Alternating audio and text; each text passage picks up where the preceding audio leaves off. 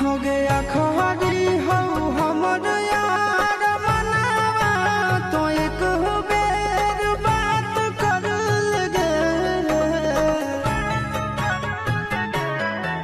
हो गया खहरी हो हमर यार मनावा तो एक बेर बात कर लगे हो गे सोना यारवा हो भरती पटनवा में आके मुलाकात कर लेगे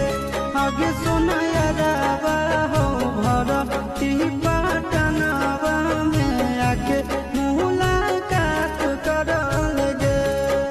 आगे चली जाइबौ छोड़ी के ई दुनिया